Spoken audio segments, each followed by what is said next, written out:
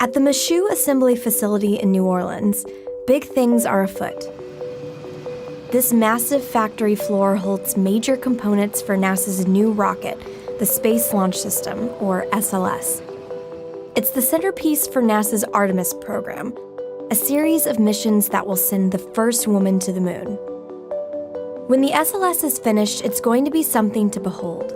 Standing taller than the Statue of Liberty, the finished version of the rocket will rival the power of the Saturn V that took humans to the moon during Apollo. SLS is really going to be the backbone for going and exploring deep space. There's no other rocket out there that can do that. But the finished rocket has been years away for years. So between now and June of 2020, we would have to make that a reality. This is 2019. Yes, sir. The project has been plagued with delays and cost overruns. And today, 50 years after the moon landing, it's worth asking whether the U.S. can reclaim its Apollo mojo. Apollo 11, this is Houston at 1 minute. Trajectory and guidance look good, and the stage is good. Over. The heart of the problem may be that NASA is trying to do things too similarly to Apollo, and that might not work today. The perfect storm of money and politics that helped Apollo succeed just may never happen again. Apollo occurred during a very volatile time. It was the height of the Cold War, and the U.S. needed a show of strength against the Soviet Union. President John F. Kennedy was advised that space could be a great way to prove America's worth on the global stage. So he called on NASA to send a person to the moon by the end of the 1960s. We choose to go to the moon. Congress backed up the proposal with cash, and NASA's annual budget grew to more than 4% of the total federal budget in 1965. Today, NASA is maybe 0.5%. Industry also rose to the challenge. NASA assembled an army of contractors including Boeing, North American Aviation, Douglas Aircraft Company, and IBM. Together, they built the giant Saturn V rocket that eventually took humans to the moon. Kennedy's call to arms paid off. That's one small step for man, one giant leap for mankind.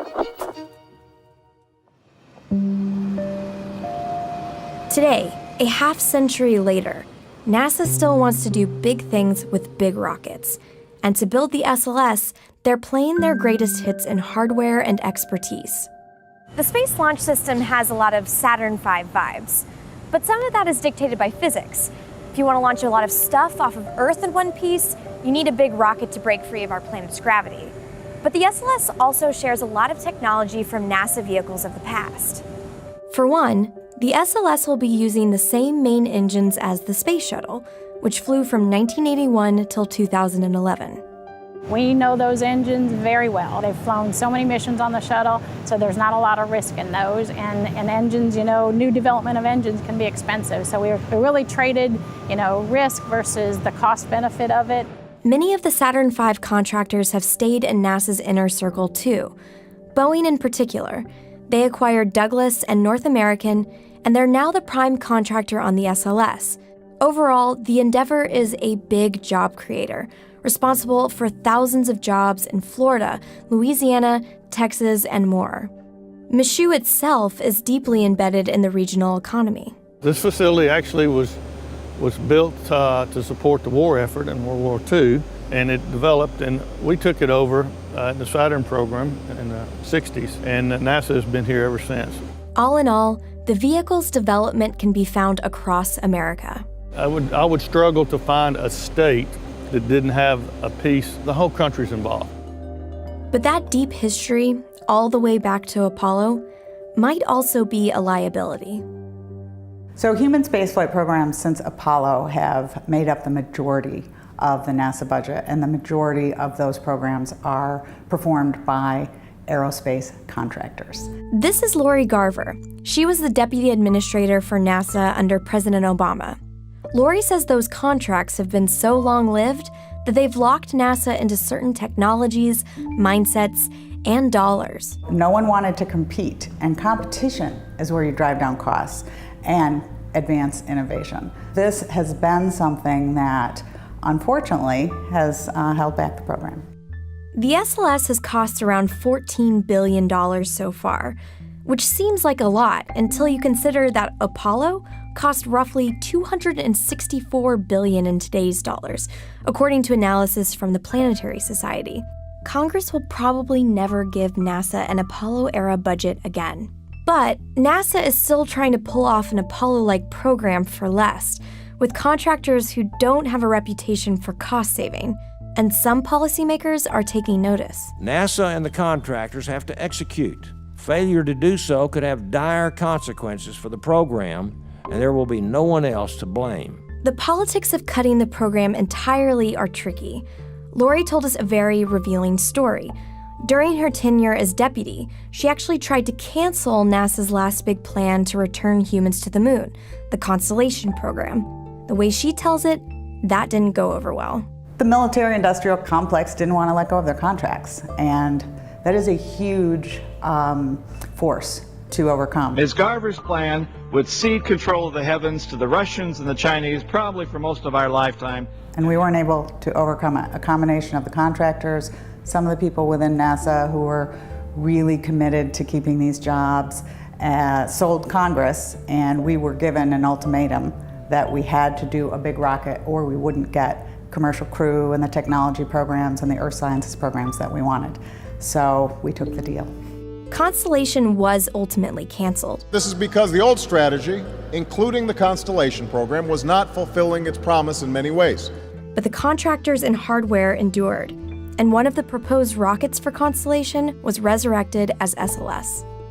And today, in spite of all the delays and overruns, there's a faction in Congress led by lawmakers from states where the SLS is built, who are dedicated to continuing the rocket, seemingly at any cost. What's important to build that rocket and build it right, isn't it? Yes, sir. This all adds up to a feeling that the SLS has become too big to fail, that NASA is trapped by its own mythology. We have been trying to relive Apollo. So NASA's core philosophy hasn't changed much in 50 years. But what has changed? An entire private space industry has appeared, and they're building capable rockets with a lot of power.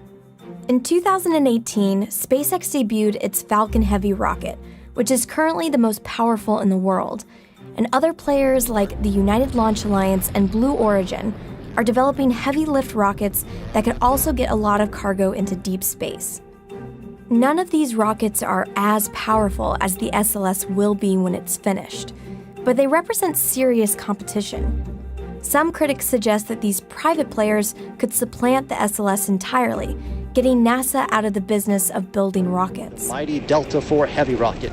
NASA obviously disagrees that any one rocket needs to beat out the others. It's not an either or, it's an and. We need all these pieces. We've got to have all of us working together, public and private. I can see in the future where it's kind of like the intercontinental railroads where, they were built, they were funded by the government, but eventually they were self-sustaining and people could travel across the country and move and live elsewhere. That'll happen in the future. Lori agrees that the commercial industry alone won't take us back to the moon. There's just no money in it yet. Going back to the moon, I'm not sure what the private market is. Certainly Mars, same question. I know we have very wealthy people interested in doing it, and that's wonderful. We need to be realistic about the fact that the government will continue to lead those programs as they did launch for quite a long time. NASA is working with private industry more too. Rather than building their own human lunar lander, they plan to pick a commercial company or two to develop vehicles in their own way. Companies would get a lump sum of money, build the hardware, and would ultimately own the design and tech when they're done. NASA is confident that we will return to the moon in 2024, but maybe what's missing is why we're going back.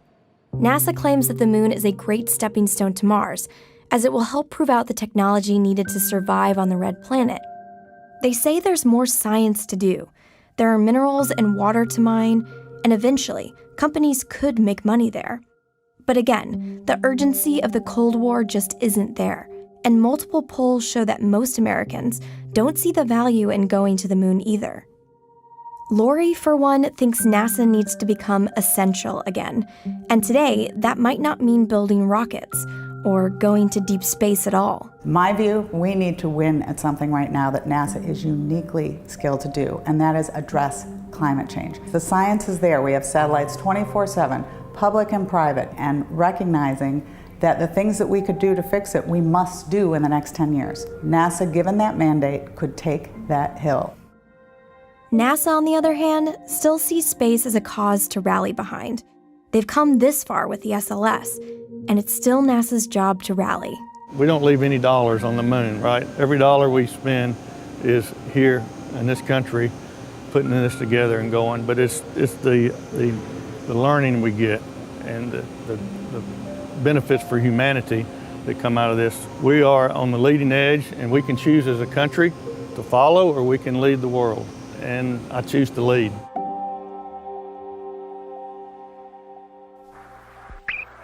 Apollo 11, this is Houston. You are go for TLI, over. Apollo 11, thank you. Roger that.